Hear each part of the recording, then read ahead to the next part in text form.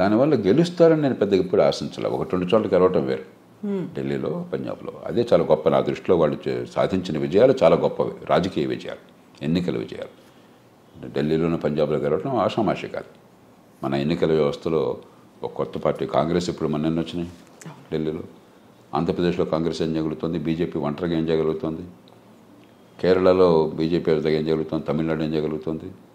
మన ఎన్నికల వ్యవస్థలో బాగా పాతుకుపోయిన పార్టీలు, డబ్బు, మరి మంది బలము, నాయకత్వము, జనాకర్షణ ఉన్నప్పుడే చాలా కష్టమైనప్పుడు ఇది చిన్న విషయం కదా. రాజకీయంగా నా దృష్టిలో ఎన్నికల విషయంలో అసాధారణ విజయాలు సాధించారు. అది పెద్ద, నేను దాన్ని పక్కన పెట్టినాను. ఆప్ కనుక నిలకడగా కొన్ని మౌలికమైన ప్రజాస్వామ్య సూత్రాలకి కట్టుబడి ఉండి ఈ దేశ భవిష్యత్తుకి మార్గాన్ని నిరంతరం దాన్నే చూపెడుతూ, అంటే మన ఐడియాస్ని ప్రభావితం చేయటం, మన ఆలోచన ప్రభావితం చేయటం, ఈ ప్రజాస్వామ్య లోపాలు ఏమిటి, బలాలు ఏమిటి, ఏ మార్పులు తీసుకొస్తే ప్రజాస్వామ్యం వికసిస్తుంది, దేశం బాగుపడుతుంది చెప్పన్న విషయం నిలకడగా దేశం మొత్తానికి చెప్పే అవకాశం వాళ్ళకి దొరికింది.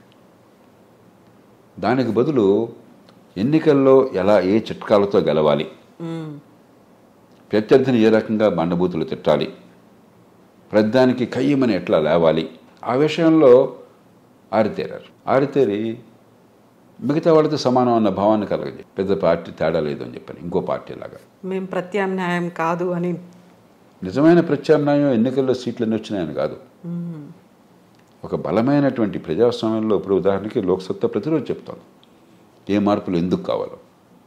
నా భాషలో ఎప్పుడన్నా మీరు కోపాన్ని కానీ, కోపం అంటే ధర్మాగ్రహం ఉండొచ్చు తప్ప ద్వేషాన్ని కానీ, కసిని కానీ ఎప్పుడన్నా చూసారా మీరు?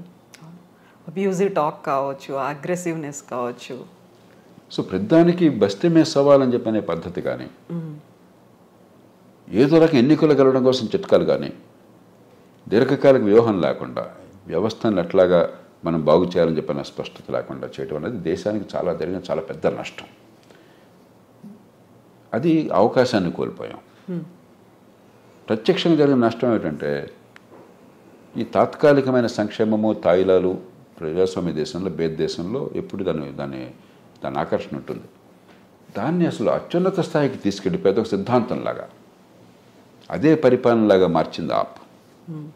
ఆప్ అంటే భయపడి ఆప్ ఓట్లు కొల్లగొడితే మరింత నష్టపోతామని చెప్పిన భావంతో కాంగ్రెస్ పార్టీ పూర్తిగా ఆప్కి ఈవేళ బి టీమ్ అయింది.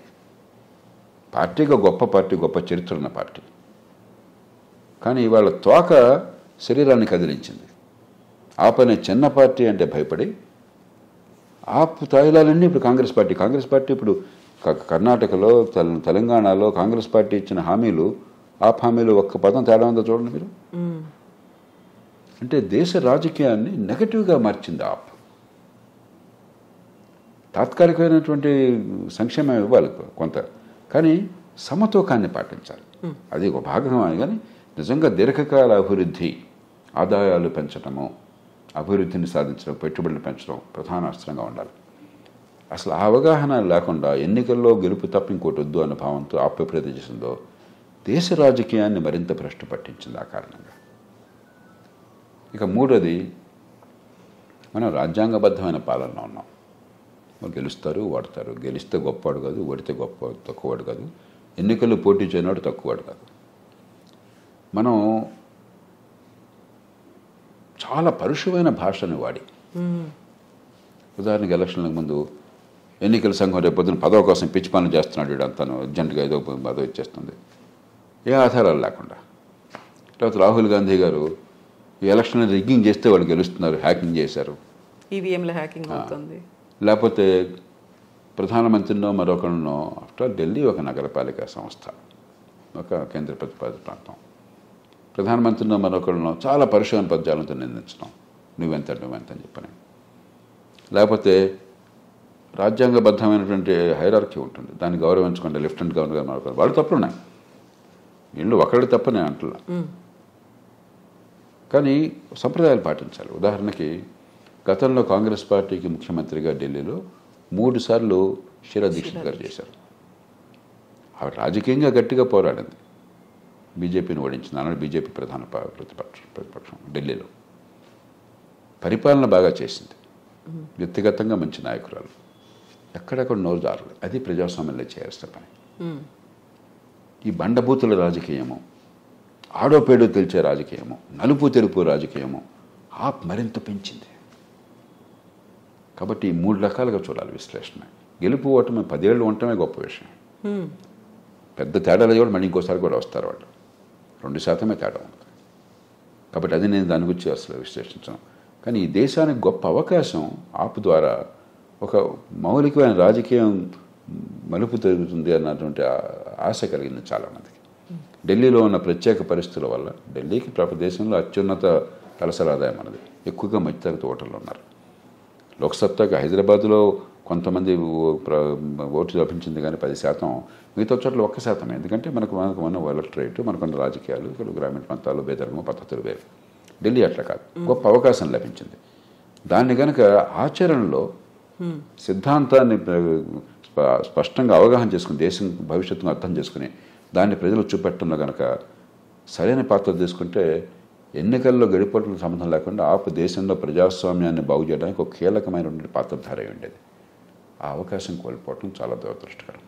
సార్, మీరు లోక్సత్తా పార్టీ ముందు నుంచి కూడా ప్రజలకు కావాల్సినటువంటి మెరుగైన మౌలిక వసతుల కల్పన గురించి చెప్తూ వస్తూ ఉంటారు. అందులో ప్రధానమైనది విద్య, వైద్యం. ఇప్పుడు ఢిల్లీలో ఆప్ సర్కార్ కేజ్రీవాల్ తీసుకొచ్చినటువంటి మొహల్లా క్లినిక్లు కావచ్చు, లేకపోతే అక్కడ ఉన్నటువంటి బస్తీ దవాఖానాలు కావచ్చు, స్కూల్స్ కావచ్చు, కావాల్సినటువంటి బిజిలీ కావచ్చు, అన్నీ ఇచ్చాము, అయినప్పటికీ మేము ఓడిపోయాము అనే వాదన.